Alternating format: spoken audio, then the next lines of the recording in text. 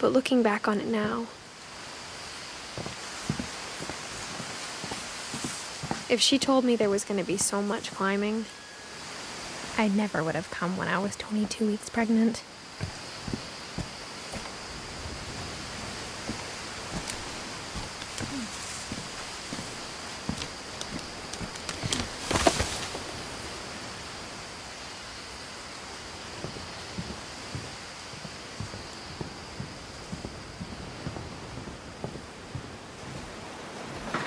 I never met Grandpa Sam, but I think he and my mom had a lot in common.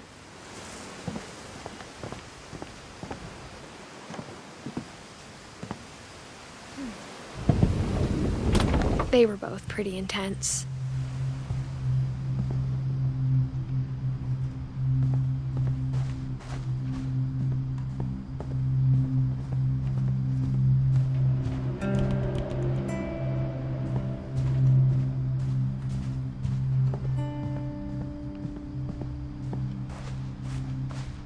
Sam spent his life shooting photos, but Mom said he got nervous being in front of the camera. I guess we're all afraid of something.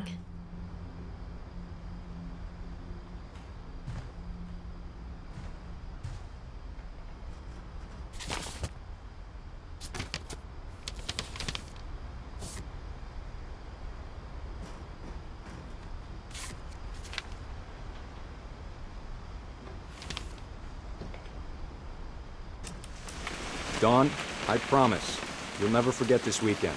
Yes, sir. These memories are gonna last a lifetime. Am I gonna have to shoot anything? It's a hunting trip, Dawn. Shooting is strongly encouraged. Perfect. It's gonna rain the whole weekend, isn't it? Please just take the damn picture. Hey, language. I will never forget this weekend, Dad. That's the spirit. Okay, got it. I'm gonna take some pictures, okay? Just be careful. The camera's older than you are.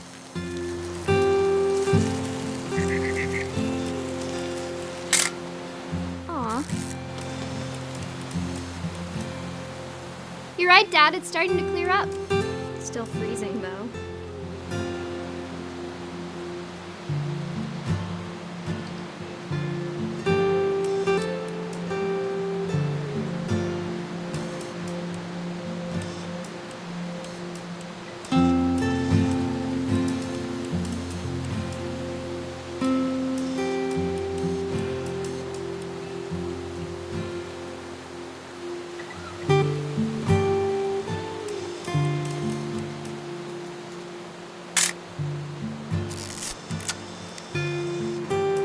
Definitely should not have drunk all that coffee. Hold still while I take a picture of you. I definitely won't be May. That's a keeper. Nothing quite like being outside. I'm just saying, I'm not always gonna be here, Dawn. You'll need to remember this stuff, if you want to survive. I'll be fine, Dad. You know who else thought he was gonna be fine? Some guy who died. Dawn, I'm being serious. I know, Dad. You're always serious. Doesn't being out here make you want to chill out? Well, to tell you the truth, I haven't been out here in 20 years.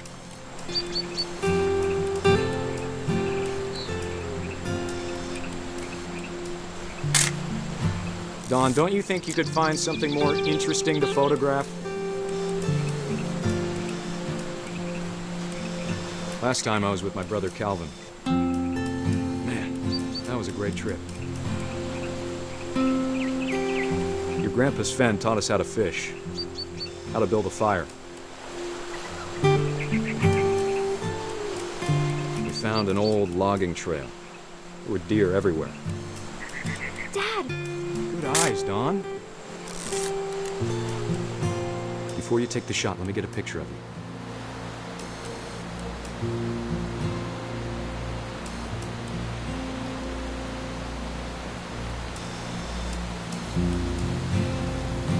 Dad, I... Just breathe. Turn on. Let me get behind you.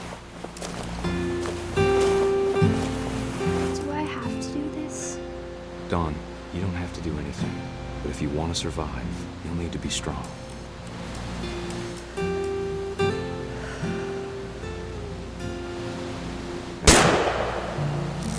Great shot, Dawn!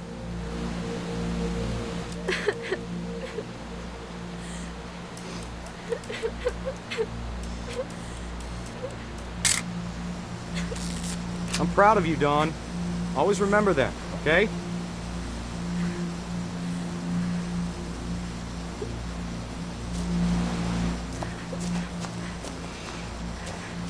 Sorry, Dawn. Just gotta reset the timer.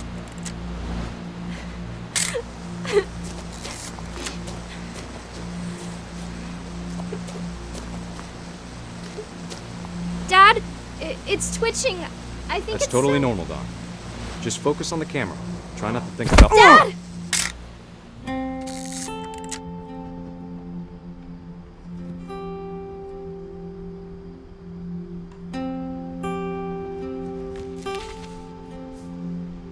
Of all these stories, that's the one I wish most that my mom had told me.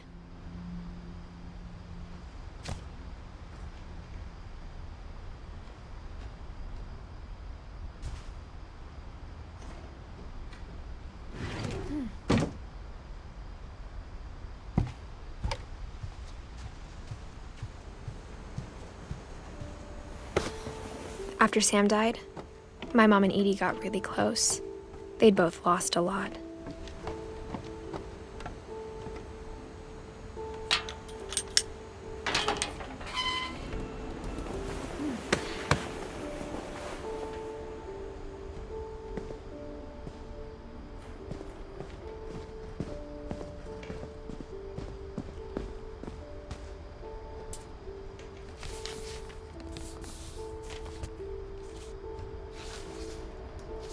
Dear Kay, do you remember the way Gregory used to laugh when he thought he was alone? Like something funny was happening, but only he could see it.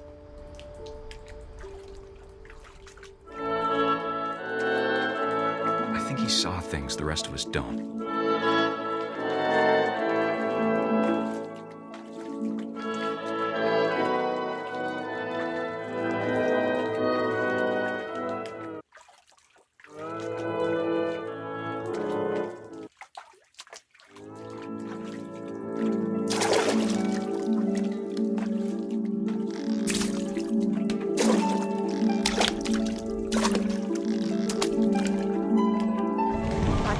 Gregory, it's time to...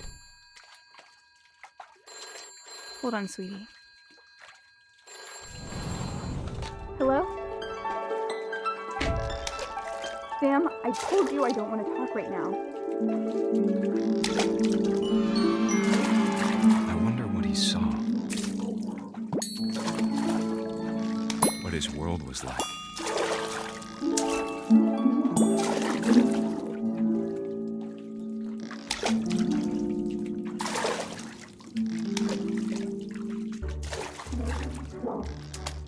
He reminded me so much of Calvin.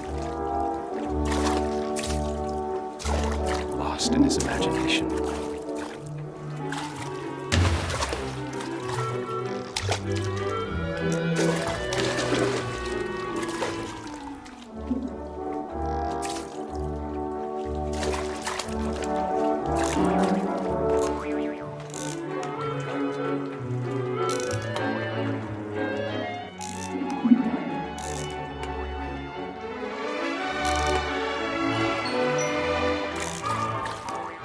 I know how silly it sounds.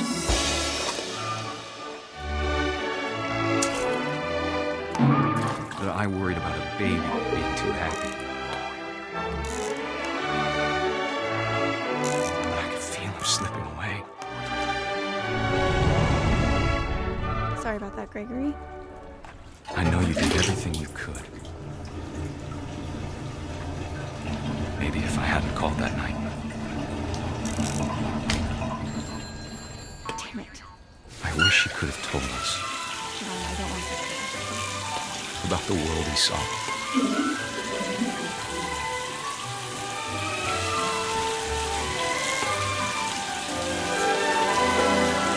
There's so much I don't understand.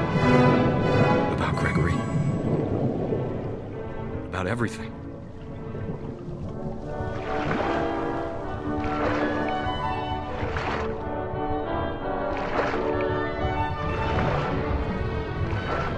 But I know what happened wasn't your fault.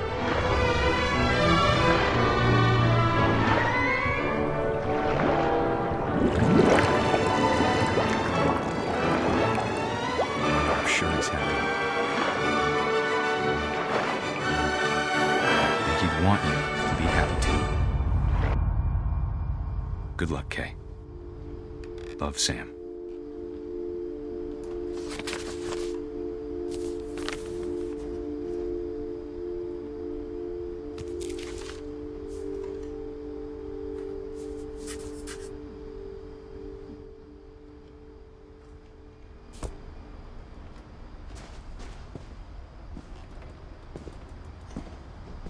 I can't imagine my mom ever writing poetry, and yet...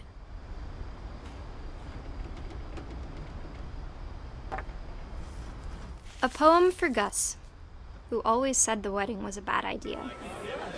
Our father never hit us kids, at least not very hard, before the day my brother said with teenage disregard that he'd be dead before he'd see a wedding in our yard.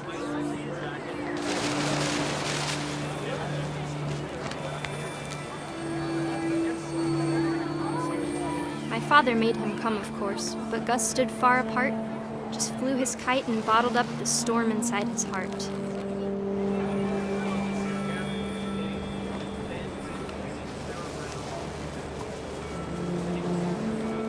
I tried to talk him out of it, but though he'd never met her, "We don't need a stepmom," were the words that I now pronounce you husband and wife. Make us cry.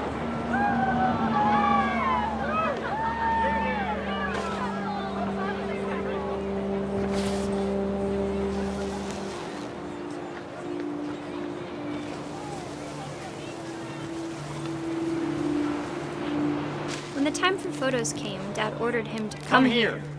But Gus declined, and as a sign held up his middle finger.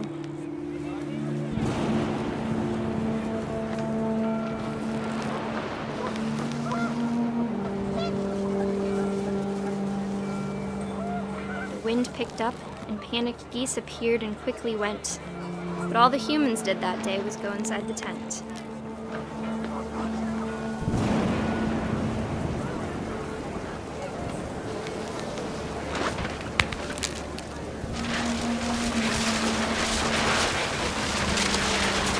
The rain came down in buckets then, but no one seemed afraid that nature might destroy the tent our dad had crudely made.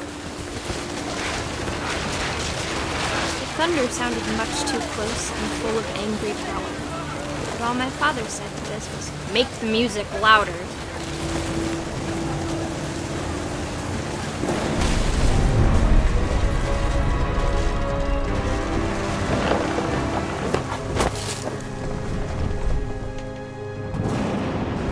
I wish that I could truly say I thought about you on that day. Out there on the beach alone, just you, the wind, the sea, and foam. But I didn't, until we found you.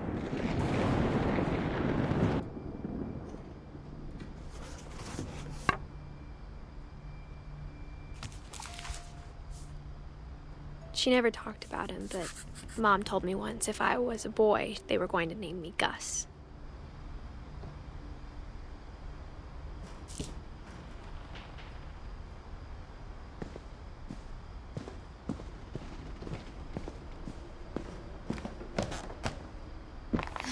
My mom moved up to the loft after her brothers died. At the time, it was as far away as she could get.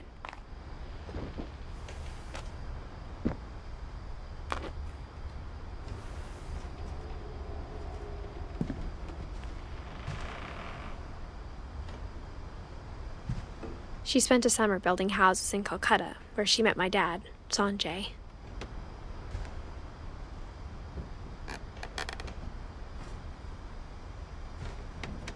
My mom moved to India a week after graduation and got a job teaching English.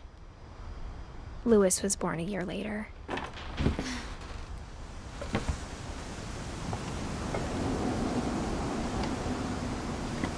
When my dad died, I don't think Mom knew where else to go. I'm sure Edie was happy to have her back.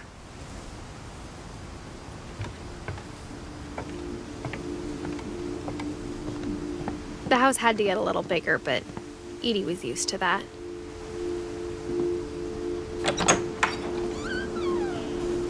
And for a while, things were good. Almost normal.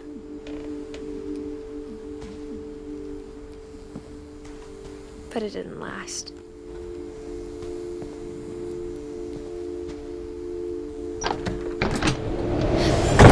The beginning of the end was Milton's 10th birthday, when Edie gave him a castle.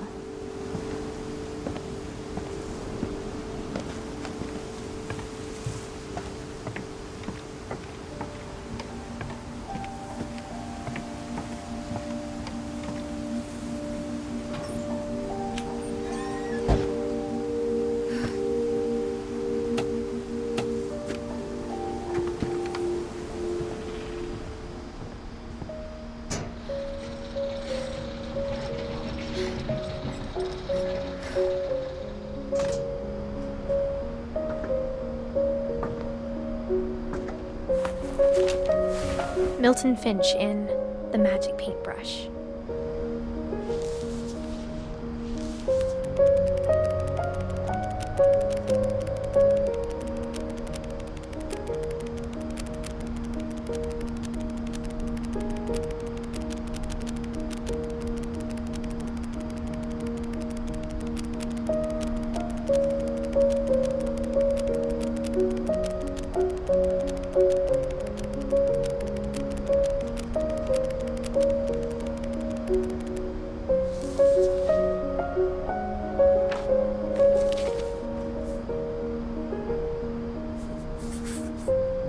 I was 4 when Milton disappeared.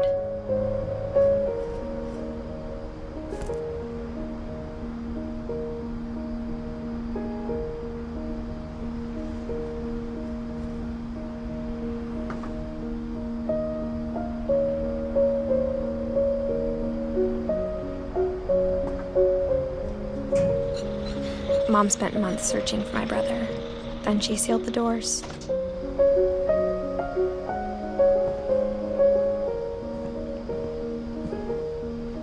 Whatever Milton had found in the house, Mom didn't want it getting out.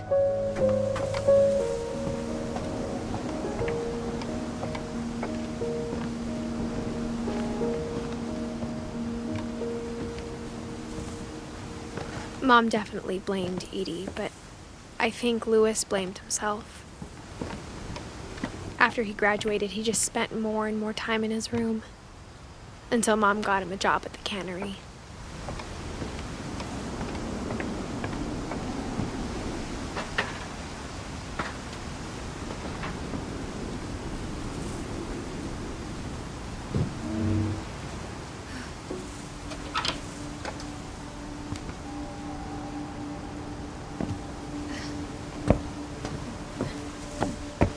Lewis's room smelled very, very familiar.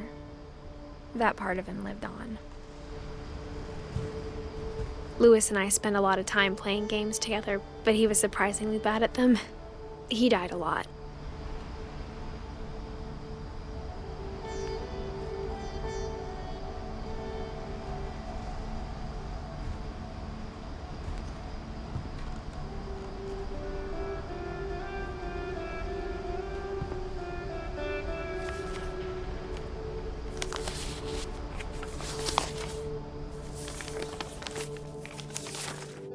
Dear Mrs. Finch, as Lewis's psychiatrist, I can understand your desire for an explanation.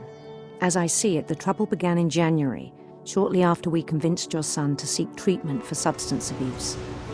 Newly sober, I believe Lewis first noticed the monotony of his daily life.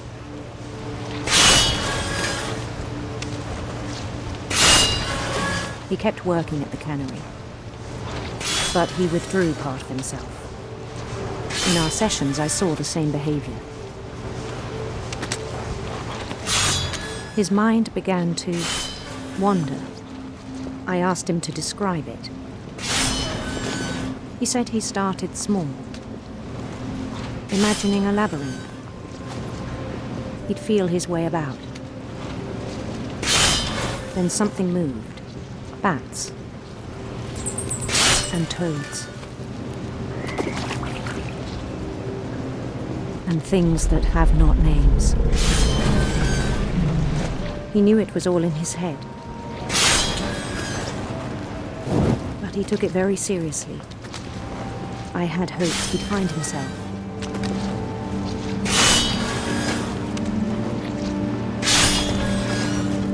But he found something more. I worried about him then. Daydreaming at the cannery. I spoke with his boss. But he said Lewis had become a model employee. Methodical, tireless, focused. Like a whole new Lewis. So I let him go on.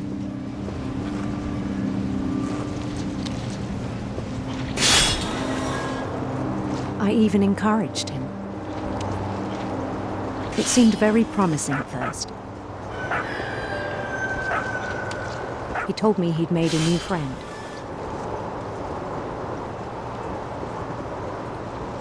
On the edge of a city he named Lewis Topia. He built the city up slowly, brick by brick. Then he made musicians.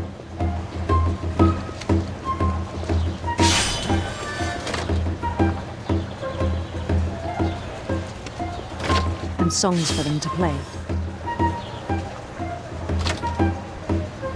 He talked about starting a band. And he was always humming something. Every day his imagination grew stronger.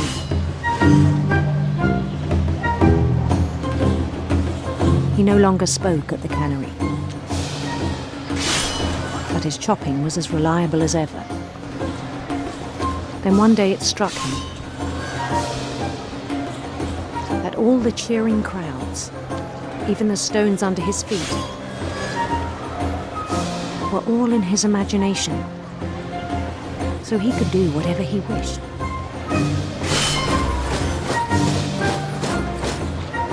He held an election for mayor, and he won. They begged him to stay, but his mind was already wandering. It became a game for him.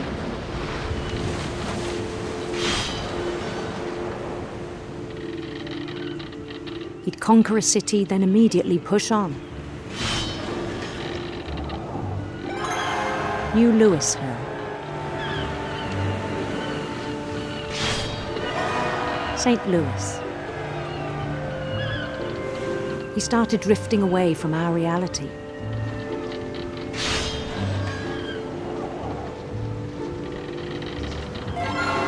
Minneapolis, until one day he forgot to go home from the cannery. Even as his mother pleaded with him, part of Lewis kept sailing on.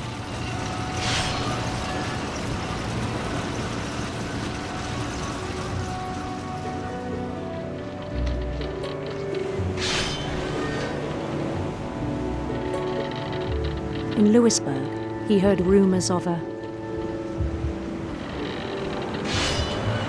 handsome queen.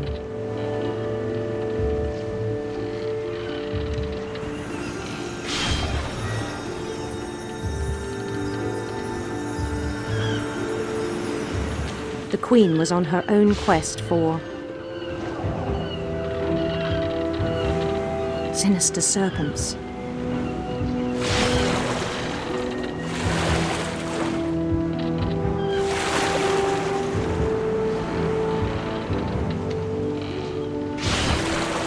He followed the sound of her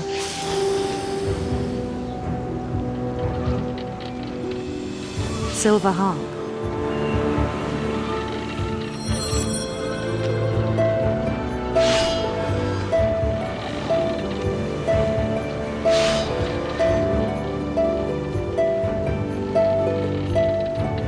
His His chase led him to a golden palace east of the sun and west of the moon.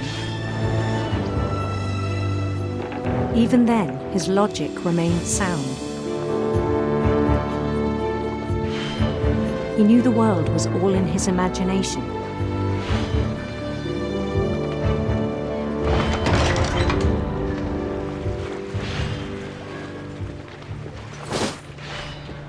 But he was so proud of having created it.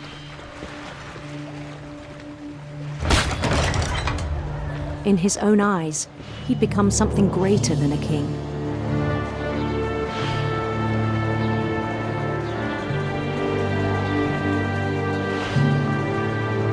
For someone who'd never known success in the real world, I think it was overwhelming.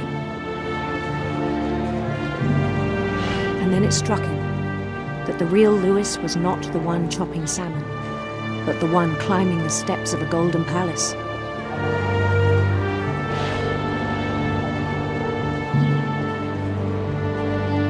My imagination is as real as my body, he told me. It was hard to argue with him.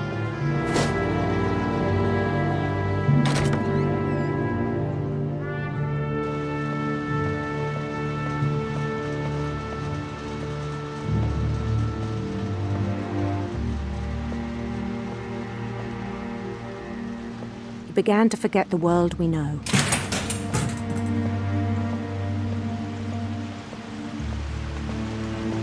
I think it pained him to remember Lewis, the cannery worker.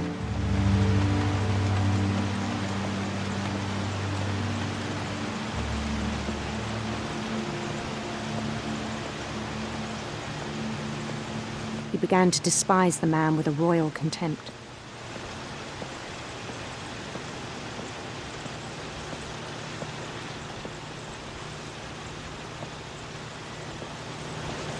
I still thought I could save him. Even after he said he was being crowned king over all the lands of wonder. The palace would be packed with his companions.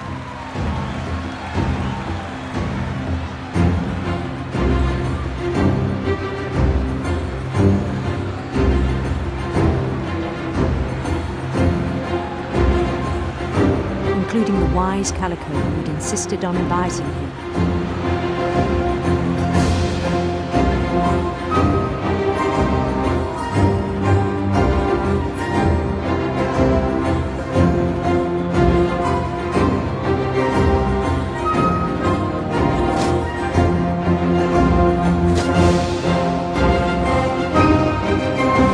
His queen waited, holding his crown.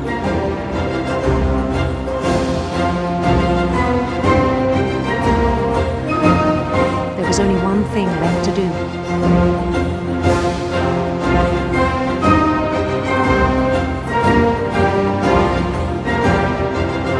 Bend down his head.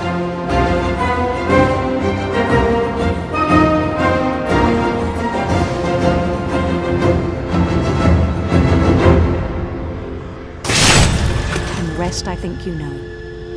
Mrs. Finch, your son was a kind man who will be missed by all of us who knew him.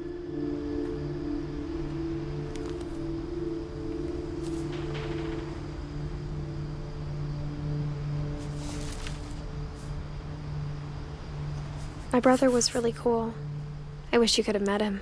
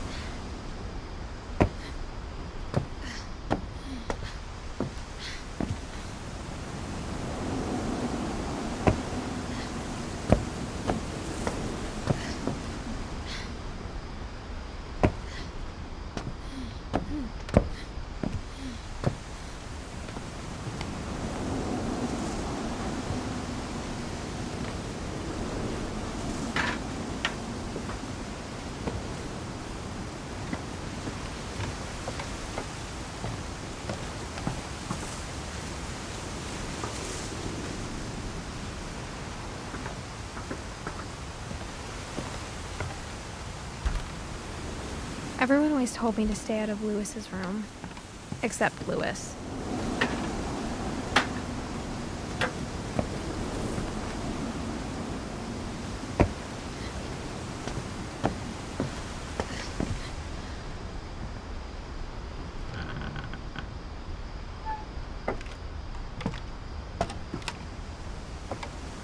On the way back from Lewis's funeral, my mom told me to start packing. She waited until the day before we left to tell Edie. I'm not sure if she wanted to make it easier or harder.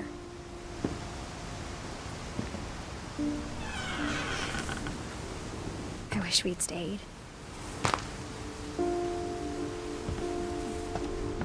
But I understand why we left.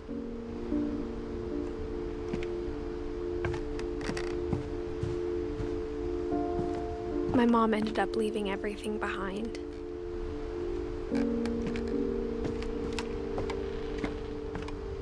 What happened that night had been coming for a long time. Maybe it should have come sooner.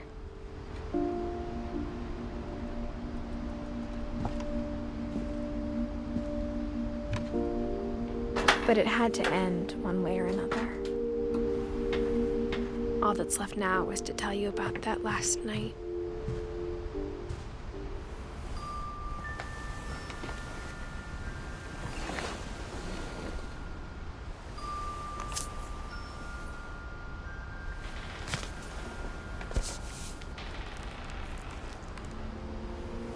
That whole last day, Edie just watched us pack and didn't say a word. Until supper, when she raised her glass and said, "To our final night together, and all our final nights apart." Grandma, you know what I said about alcohol. Some of your medications are very Edith, specific. I left a present for you in the hallway. Why don't you go open it? The grown-ups have to argue now. I'm sorry, you're right. We're all leaving tomorrow. Let's just enjoy our last... I'm not leaving. Edith, you're excused.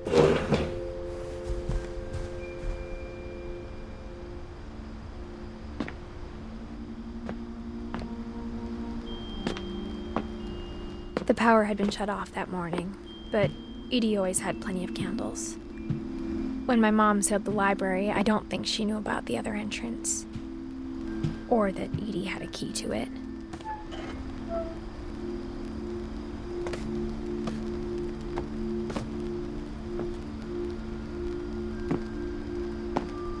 The thing you're afraid of isn't going to end when you leave the house. Edith has a right to know these stories. My children are dead because of your stories. I think it's best if Edith and I leave tonight. We'll have the nursing home send a van for you in the morning, okay?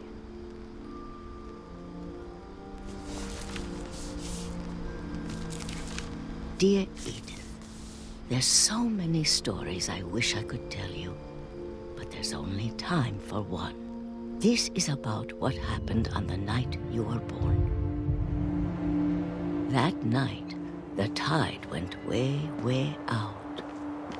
It was the first and last time I ever saw the old house aground. There'd been an earthquake out in the middle of the ocean.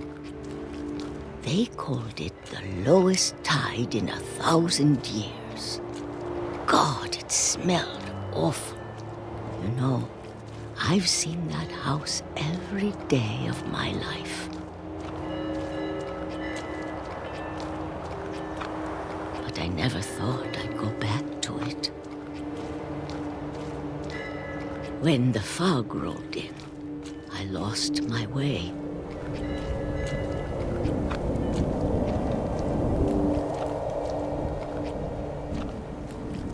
I got turned around.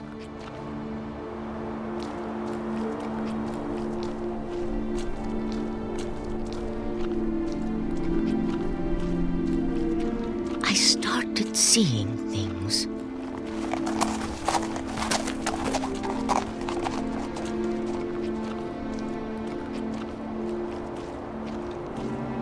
Things I'd forgotten had ever existed.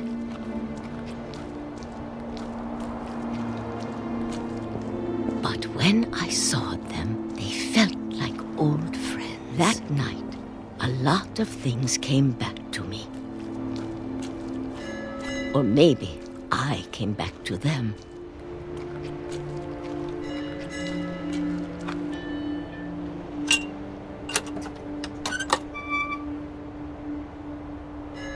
Things I can't explain, but that I need you to try and... Edith, what are you doing in here?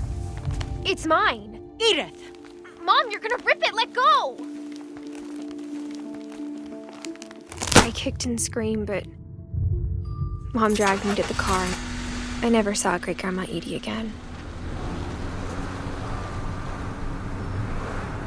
The next morning, the van came to pick her up, but she was already gone. After that, we moved around a lot.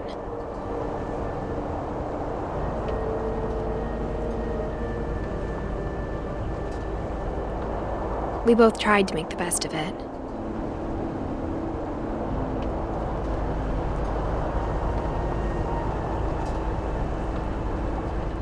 A few years went by.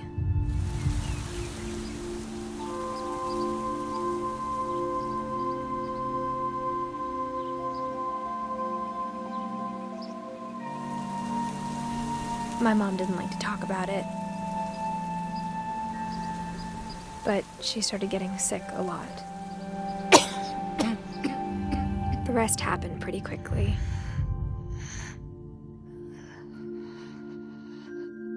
She got better for a while, and then she didn't. And then I was alone. The last Finch left alive.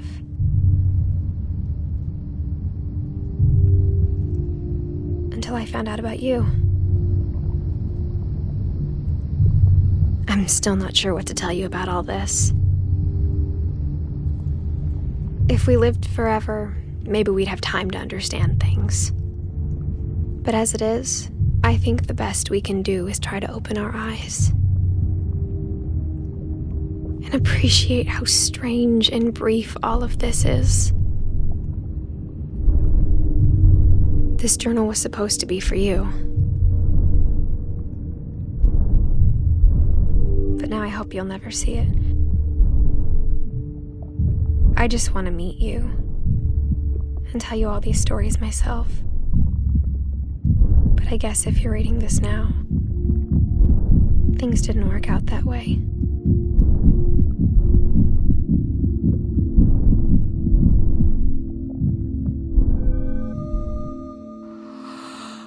This is where your story begins.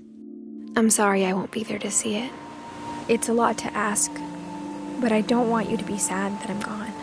I want you to be amazed that any of us ever had a chance to be here at all. Good luck.